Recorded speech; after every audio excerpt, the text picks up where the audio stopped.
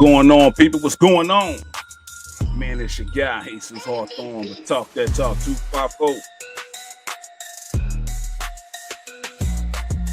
Yeah.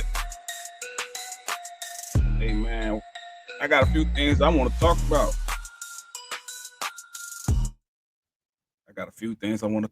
Man. First, I'd like to welcome everybody to the show, man. For those who haven't, man, make sure that you like, subscribe, share, you know what I'm saying? And also make sure you drop some comments. And if you got something to say, because that's basically what the platform is for, man. To jump into the comments. And if you got an opinion off of anything that I done said, which is all my personal thoughts, man, go ahead and drop it on there. So today, man, it's two subjects, man, that I actually want to cover, man. I want to talk about that Cleveland Browns quarterback room, and I'm going to talk about this toxic ass Aaron Rodgers, man. I'm going to talk about that toxic Rodgers, that toxic Aaron Rodgers first, man. I'm gonna go ahead and get this guy out the way. I'm about to move him out the way because right by now he need a man. He needs a stinger, man. He needs a stinger to his face, man. Especially with how he's playing with a couple of franchises and stuff out there. And I like to forewarn these franchises in advance, man. I'm hearing that it's a probability of him going to Pittsburgh Steelers. And as a former Dallas Cowboy fan, I personally wouldn't feel so bad to give them the opportunity to get sabotaged and get their franchise pushed back by like another 10 to 15 years by putting Aaron Rodgers in there. But at the same time, I am a Mike Tomlin fan. I like him. I respect him as a coach. I believe everything that he stands for as a leader of men down there at Pittsburgh is like one of the reasons why they've been able to maintain relevancy. And even though they haven't been making a deep playoff run as as much as they should, um, you know, he personally making, he taking whatever ingredients that GM is giving him, and he's savaging a non-losing record. I don't know how he's doing it. It's been year after year. It's like to the point that we absolutely amazed that he's even able to savage a non-losing record. That's and that's an unfortunate thing, an unfortunate place to be in as a head coach. So who do you blame for something like that? You know what I'm saying? Why you not getting the proper ingredients? Why you not getting the players? Hey man, that's an ownership and a GM thing. And one thing that we can say is he's fighting to win and he's doing his job. With that being said, let's go ahead and bring in Toxic Aaron. Man, that's just what it is, man. Toxic Aaron. Now, do he have a great arm, a great sense, knowledge of the game as a quarterback? Absolutely.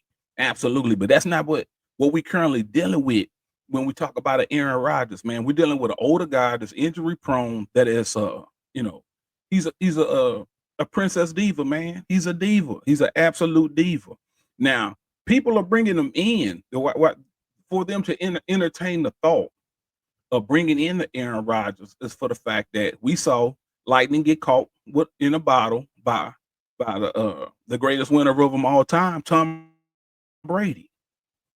Understand what we're doing. Understand what people are doing. You're comparing a 7-time Super Bowl champion to Aaron Rodgers. You hoping that Aaron Rodgers would do what an older 7-time Super Bowl champion has done. I think that's too much to bear, man. I think that's too much of a gamble for any franchise to roll their dice on. All right, now check this out. Now, before Aaron Rodgers, the year that Aaron Rodgers went to the Jets, he ended up getting hurt. Older man, Achilles, towards Achilles or whatever. But the defense was stout. It's the same story, man. All we need is a quarterback. Almost like the same story like the Cleveland Browns for you right now, man. Defense is phenomenal. Some of the best defense. Matter of fact, they said in 2023, the New York Jets defense was third in the NFL. Third. Now, at that time when Aaron Rodgers went down, Zach Wilson stepped in, the offense was 31st in the NFL. So they're like, man, we just need to get our quarterback. Now, this is 2023. They're like, man, we just need to get our quarterback right. Once we get our quarterback, man, we're going to be in there. We're going to be in there. They went 7-10, 2023. They went 7-10. Defense played up. Like you said, man, we just need to. When Aaron get here, we gonna set this thing on fire. Guess what? Aaron did not do what Tom Brady would have done. Aaron didn't do what a Tom Brady would have done. What I mean by that, when Tom Brady went to Tampa Bay, when he went to Tampa Bay doing that COVID year type thing, and the world was shut down, I believe they said that man got fined because they caught him and some of the players on a practice field, at a high school practice field, getting them reps in, getting that timing in. You know what I'm saying? That's leadership. That extra oomph, because he wanted to be locked in. This is before the OTAs and all that other type. As soon as Tom Brady hit ground, he went and got Grunt. Hey man, come, hey bro, I need one last ride, man. Three amigos, you know what I'm saying? The amigos, man, one last ride. Let's go ahead and get this thing in. Grunt came out of retirement, came down to Tampa. Hey man, Grunt dragging that leg and everything. You know what I'm saying? He can barely move, but he giving everything he got. That's what a Tom Brady as a leader do, man. He galvanizes you. He make you do stuff that you didn't supposed to do, and everybody who done played with him, and for those who've been tracking his career, I remember when he had Troy Brown as his primary wide receiver, and everybody like, who? Julius Edelman, and Tom Brady was making things happen. He was taking good players and making them great. He was taking good players and making them great. When we talking about a leader who can elevate you, that's what Tom Brady did. That's what he did. He elevated the whole team. He galvanized the whole team. Aaron Rodgers don't do that, man. Aaron Rodgers don't do that. And it showed. Check this out. They went 5-12. Check this out now. In a team that's talking about entertaining this guy. You know what I'm saying? For one, he playing diva right now. He letting you know he really don't even want to play with you. He don't want to be on your squad, man. Over there at Pittsburgh, I heard it's a possibility he might be entertaining New Orleans or whatever the case may be. Hey, bro, listen to this coaching staff that at one point in time, when 7-10, as Zach Wilson as the quarterback. You know what I'm saying? Head coach Robert Saleh. Hey, being a head coach in the NFL was his dream job. That was his dream job. Him believing in Aaron Rodgers cost that man his job. And guess what? When the head coach go, the whole staff went with him, man. The defensive coordinator Jeff Ulrich, offensive coordinator Nathaniel Hackett, and the main reason why they said Aaron really was leaning on Nathaniel, because he was like, hey man, on the cool, I can kind of control that guy. I can kind of control. Hey man, I'm gonna step in. I'm gonna do my thing. I got my playbook. This is what we do. This is what Aaron like. This is what they went and got Devontae Adams. In the whole shebang. Dog, the head coach got fired on October the 8th. This dude, hey man, when Aaron finally showed up, it was and decided to play, because you don't understand, he had a wedding or something he had to go to. So instead of putting that additional work like a Tom Brady would with the wide receivers and the skill guys and making sure that the time and the stuff right, teaching everybody his ins and outs, his preference, or what he preferred, instead of putting that time in, he had other obligations. He had better things to do. Hey, don't worry about it. We'll catch on. Y'all figure it out when I get there. That's not what a Tom Brady would have done. Y'all wanting and hoping and praying for a Tom Brady type of results. This guy is not showing you no type of Tom Brady actions. He matter of fact, down there in Pittsburgh, you can't even get a legit commitment. He just like, trust me. He's telling y'all to trust. Hey man, I'm just gonna show up. No, it don't work that way. Now, when you talking about preparing for an NFL style defense, you don't think them DCs and position players and everybody ain't locked in on what needs to be done, on what schemes that the play against Aaron Rodgers, what he like to do, what he don't like to do. They probably know which shoe he tie up first. Is it the left shoe, his right shoe? Hey man, don't worry about it, man. I already got tape on that, man. Aaron like tying up his right shoe first. You know what I'm saying? It's that type of level of attention to detail in NFL. Why? Because they're paid professionals that's locked in on all type of details. This man got that whole New York Jets staff fired. They put all their hopes in him. October the 8th, the head coach is gone. They had an interim head coach, Jeff Hubert, who was the defensive coordinator. So check this out. So instead of focusing on defense and let that be your main pony, now he's pushed into the position of overseeing the whole show, a position that I believe he ain't never had before. A position that he ain't never had before. So guess what? That type of additional attention to detail that he normally puts into his defense, it started wavering.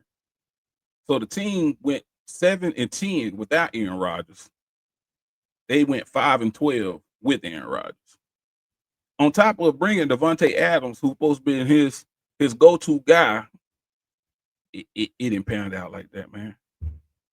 It didn't happen like that. So, with that being said, I can't tell you what to do. I only can give recommendations. My recommendation, man, for any organization is stop entertaining the thought of Aaron Rodgers. Stop looking at the old games in his heyday games. Look at the games 3 years ago. That's gonna give you a proper representation of who he is now. Look at what he did when he stepped into the building. He literally turned everything green down there in the New York Jets, man. He turned everything green. Everybody's face turned green. Their stomachs turned green. Everybody turned green, man.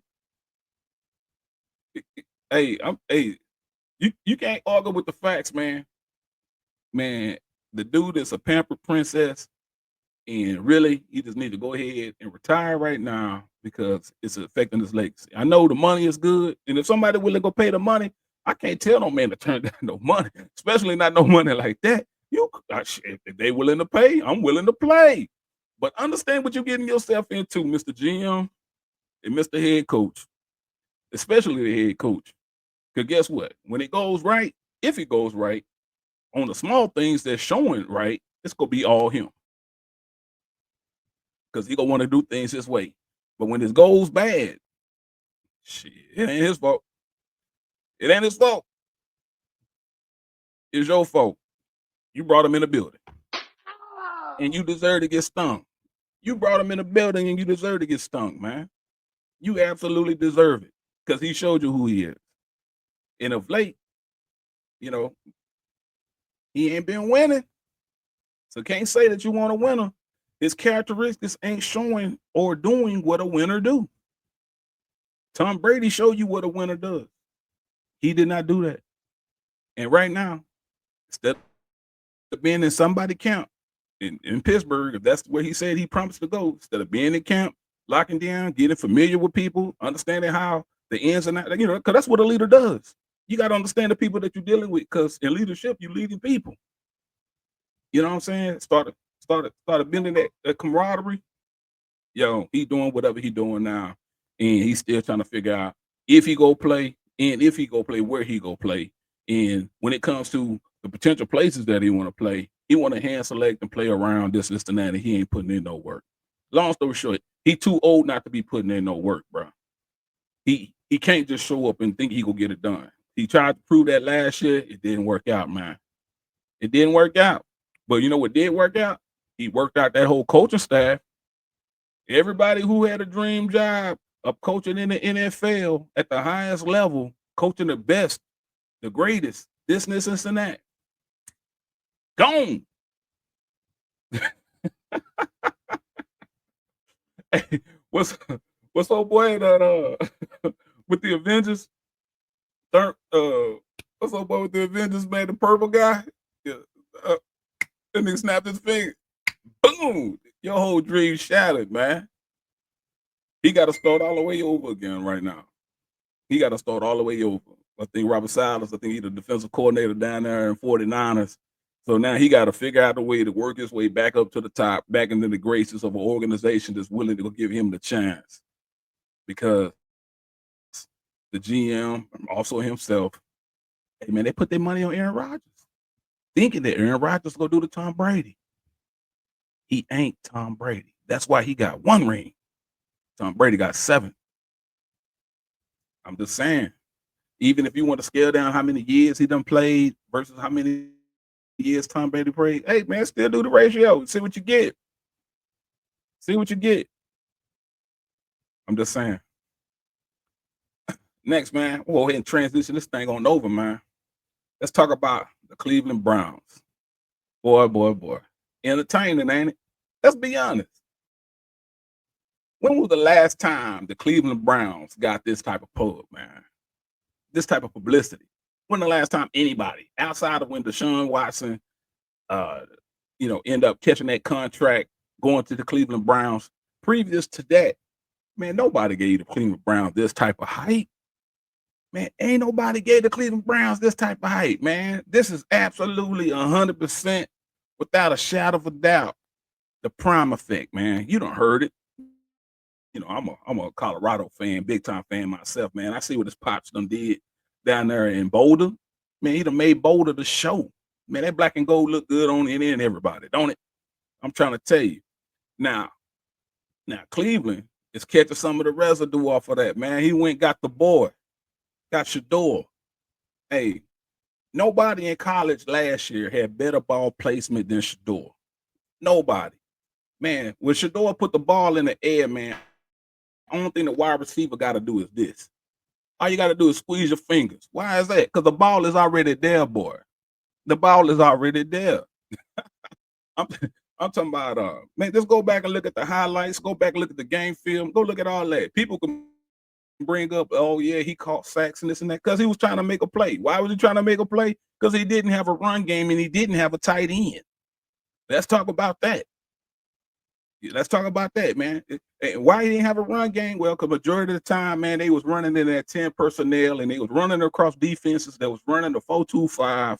And for the fact that that offensive line wasn't a dominating offensive line. It was a decent. It wasn't a dominating offensive line. It made it easier for the linebackers to sit back 3 to 5 yards off the ball and just react. They didn't have to attack. Nor was it anything to make the linebackers have to think, because guess what? There ain't no real tight end out here. You know what I'm saying? Ain't nothing really making me have to operate in the seams. So in Shedeur, even when they was doing that read option, he's not a real fast quarterback that, where a linebacker isn't allowed to take a false step.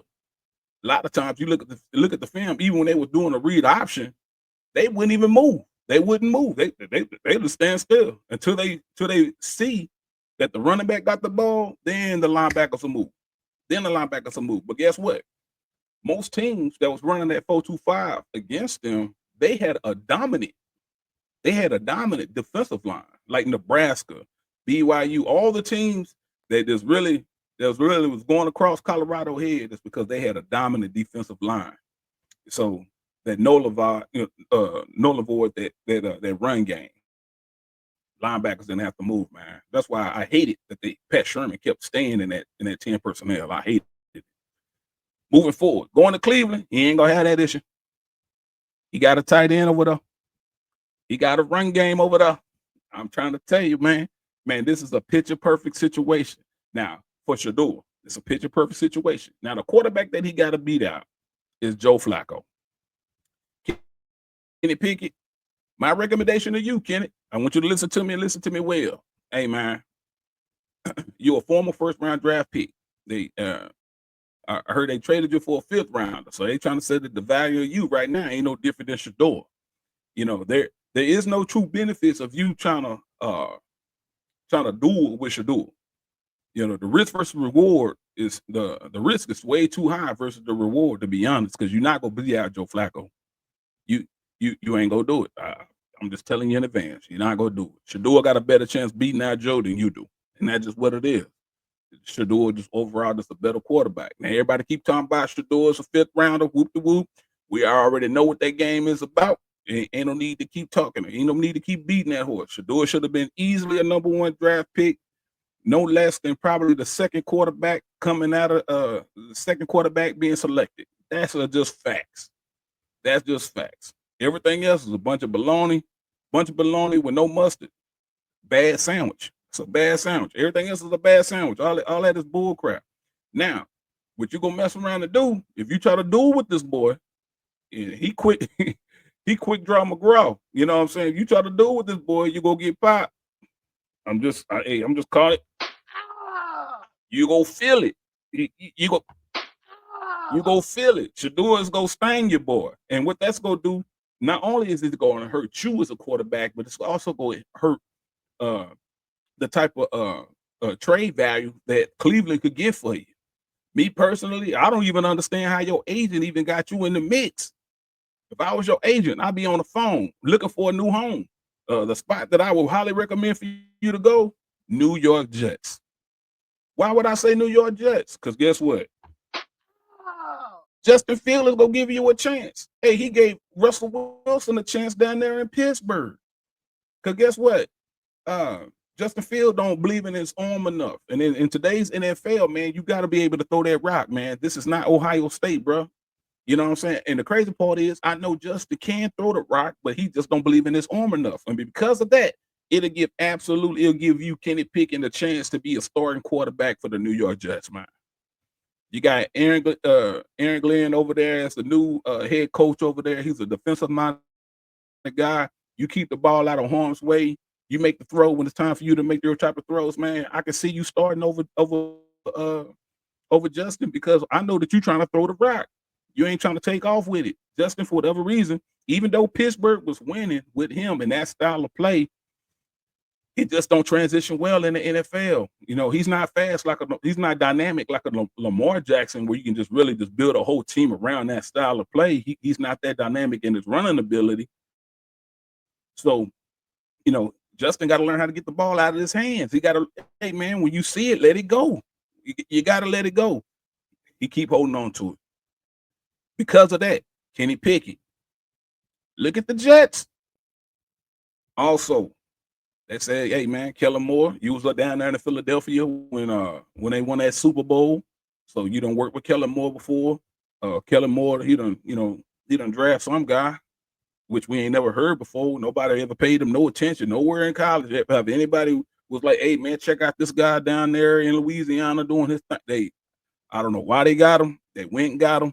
I believe if you were starting quarterback, without a shadow of a doubt, because you already done had experience under the system being a backup, ain't no way you can't go down to New Orleans and win in that job. Derek Carr done retired, took his money, ran off in the sunset. There isn't a reason why you shouldn't be able to go down to New Orleans and win that job, man. Now, this is just some helpful advice. You can listen to me, or you can get stung, because that's exactly what's gonna happen if you stay in Cleveland, boy. I'm just trying to tell you, that's what's gonna happen. Because right about now, because one thing that always kind of ticked me off about this quarterbacking thing, right? Everybody talking about strong arm, how strong somebody's arm is, and people try to downplay Shedeur arm, like his arm, like he ain't got NFL arm talent, like he can't throw that ball 65 yards. You know what I'm saying? And really, that's the standard in which you try to measure an NFL quarterback. You know, you got to be able to throw that mug by 65 yards, 70 yards type thing, right? Well, we got film of Shedeur doing that in college. But the main thing that's the most important is a catchable ball. Who cares how hard you can throw the ball if it's ricocheting off the receiver's hand? You know, you can sit there and be like, yeah, that's a drop. But okay, the real question is, was it a catchable ball? You need an arm that's strong enough and a mind to be able to read the defense, to put the ball exactly where it needs to be, but make it where the receiver can easily catch it and keep on running with it. That's what's up the greats. That's what the greats do. It ain't too many people that you get hyped on how strong the arm was. No, dog, it's that ball placement. When you sit here and you listen to Michael Irvin talk about Troy Aikman, only thing you hear Mike Irvin, hey man, I ain't got to worry about nothing. That ball is there. That's why you can't tell Michael Irvin nothing about Troy Aikman. You can't, ain't nothing back, dog. Ain't nobody had a better spiral, and the ball was right there. All I had to do was squeeze my fingers. That's where I got that saying from. That's why I got it from Mike Irvin. You know what I'm saying? Hall of Famer. And this was happening during the time when Dallas Cowboys was running the ball. You know what I'm saying? You had Emmitt Smith running for 100, 150 yards, you know what I'm saying? 25, 30 carries a game, which minimized how many times Troy was throwing the ball. But when it was time for him to throw it, guess what? It was there. It was there in the playmaker's hands. Boom, boom, taking off with it. You know what I'm saying? So all that how strong his arm is, blah, blah, blah. Nah, dog. Ain't nobody in college football last year had better ball placement than Shedeur Sanders. Nobody. Not even Cam. Cam had a stronger arm. He was mobile, more, people say he run a little bit faster than Shedeur. Granted, distance and that, a little bit more mobile. But and everybody liked the way the ball came off of Cam hand. Not knocking Cam. Love him to death. I wish him the best down there in Tennessee. Man, I wish that boy the best, right? But ain't nobody had better ball placement than Shedeur. Nobody. Nobody. So as much as people talking about fifth round draft pick, man, that happened the day of the draft. That happened the day of the draft. Previously, before the draft happened, everybody saw him coming off as a second quarterback. Cam, then Shedeur. And before, about 6 to 8 months before then, towards the end of the season, everybody was claiming that Shedeur was the best quarterback in college. People, hey man, Shedeur that guy. Hey man, he might be the number one pick. Where he going? Hey man, who's gonna get Shedeur? Now that's why he had the New York Giants cleats. Because I hear other people bringing that up, man. People that's using that as an excuse, talking about he was being too flamboyant and too up front with it. You know what I'm saying? But hey, bro, at that time, he was saying, hey, it's a probability he might be going to the Giants. And he letting the Giants know, hey, man, I'm interested in the job. I mean, why would you have your daddy with the relationship with Nike to come out with New York Giant cleats and you wearing them during the game? You advertise, hey, man, hey, I'm interested in the Giants. Hey, what's going on? What we need to do? Now, there's some other issues that I don't want to talk about, which made a coach that's on the hot seat kind of nervous about bringing Shedeur. We already know what that is. Oh, that's that prime effect. That was that prime effect. That boy shaking like a leaf in a hurricane, boy. He did not want Shedeur in the building, no shape, form, or fashion, because he already on the high seat, which is understandable. And as a man, I know you don't want to talk about you was scared, because no man want to be talking about the boogeyman. But it was that prime effect. Prime put it out there. If he ever had the chance to coach his son one more time, hey, that'd be the only thing that could potentially make him go to the NFL. And that's the last thing them people want to hear. Why is that? Because when they head coach gone, everybody gone with them. Everybody gone. Clean house. Whoosh. And if Deion was able to get Hall of Famers to come to Boulder, you best to believe if he went to the NFL, what that NFL locker room would have looked like. Boy, that'd have been mean. Just the thought about that. Boy, that'd have been, boy, that'd have been mean. NFL money to bring in your NFL staff, not having to pull resources, even though Colorado is doing a great job of giving Deion some of the best resources he done ever had in his career and support this man as much as this man is supporting the community. But if that guy ever would have went to the NFL to coach his son in New York, could you imagine what that coaching staff would have looked like? What? Crazy. It would have been crazy. So y'all blessed. He blessed our law. He was like, nah, I'm cool with it. But behind all of that, because I believe it was some type of what they call it, collusion, where they had Shedeur froze out to the 5th round. We know that, man. They almost Kaepernick that boy. Yeah, but guess what? Cleveland gave him a chance. He said he blessed me for the opportunity, for the chance, and he about to give him hell, in which he should. And the only person I can see him that right now, the only person that can beat out Joe Flacco right now, the only person that can beat Shedeur right now is Joe Flacco. That's Super Bowl winning champion. Dude got a cannon for an arm. He know about ball placement too. The only thing everybody worry about with Joe Flacco is, can he stay healthy? And with that being said, I'm gonna bring up this other topic, man, and I'm gonna close the show down with this. Everybody talking about, man, crazy that Joe Flacco don't want to mentor. Hey, check this out, man. That boy's a baller. He is a player. He trying to do what Tom Brady done did. It wasn't too long ago he took this Cleveland team in 2023 and took them as a backup, took them deep into the playoffs. You know what I'm saying? And that same coaching staff is still there. So, he could have picked up where he left off. Matter of fact, I heard the only reason why he wasn't there in 2024 because Deshaun Watson didn't want him there. He was bringing so much heat Deshaun Watson didn't want him there. Then guess what? Deshaun Watson messed around and got hurt. Crazy. That brings me to the fact of why did the owner saying like I ain't never heard of an owner publicly speak out that, hey man, that was like a bad decision bringing Deshaun Watson in. It was a waste because one, the owner was all in on Deshaun Watson, gave him a new contract, which changed the landscape of the salary for all quarterbacks in the NFL. Then the boy didn't play for like 2 years due to the issues that he had with him in Houston and all that. As soon as he gets on the field, he mess around and get hurt. Dang, Joe Flacco balls out. So the upcoming year, Deshaun Watson don't want Joe Flacco around. So that Cleveland moved Joe Flacco. He down there in Indianapolis. Guess what? Deshaun Watson get hurt again. So once again, Cleveland is without a quarterback. So yeah, I can understand why that ownership is mad. I can understand that. I can understand that, man. I'd have been mad too. But guess what, man? You're blessed off with Shedeur, Joe Flacco. Shedeur, this is what you need to do, guy. Because you's a dog. Your daddy say he raised nothing but dogs. Hey, man, just sharpen your teeth, man. Sharpen your teeth, because Joe Flacco at that age, I saw a couple of videos of him trying to do that naked bootleg to the right. Boy, them goddamn 10-man knees was aching. Boy, I heard that screeching way over here. But them knees were screeching, dog.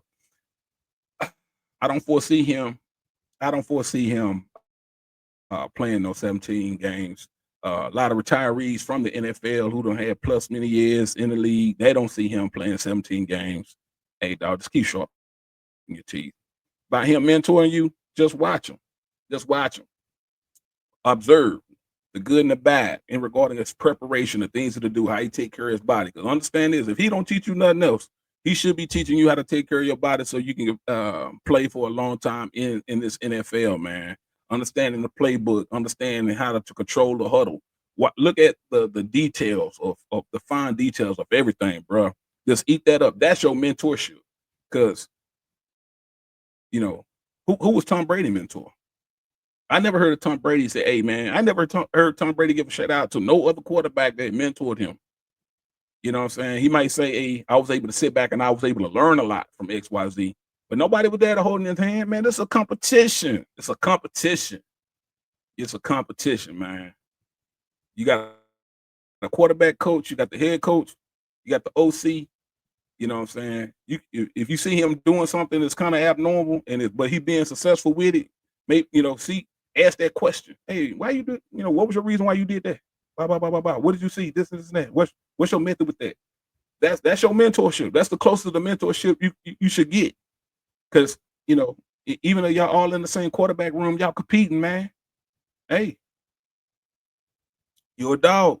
Sharpen your teeth, man. Sharpen your teeth. I believe in you. I believe you can get it done. I believe you can get it done, man.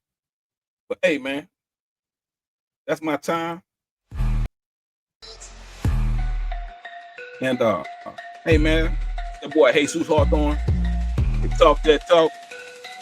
Talking about the Cleveland Browns. Man, talking about that old Pamper Princess Aaron Rodgers, man. Hey, do me a favor, man. Like, share, subscribe to the channel, man. Leave comments in here, man. Share your thoughts. Until the next video, man, that's my time. Y'all stay blessed, man.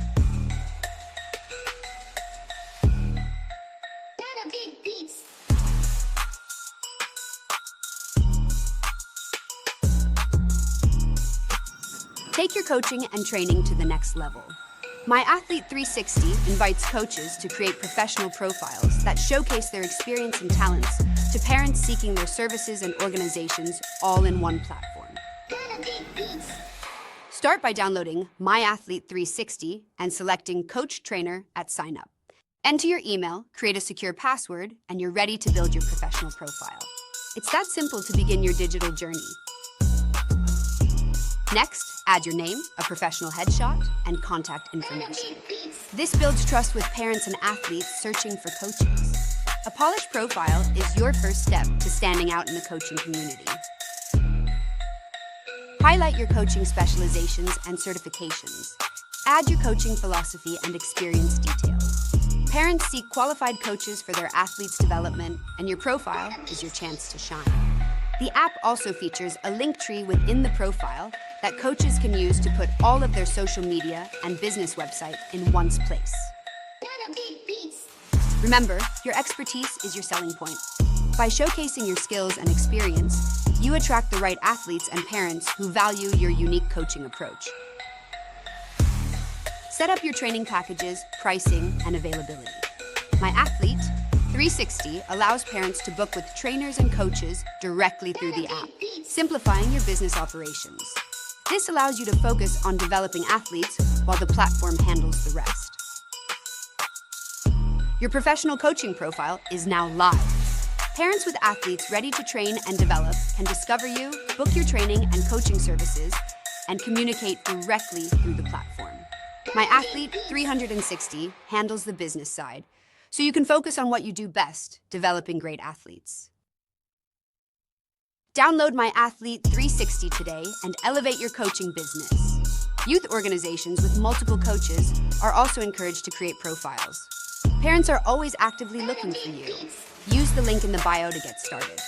Questions about profile features? Drop them in the comments below. Let's revolutionize your coaching journey together.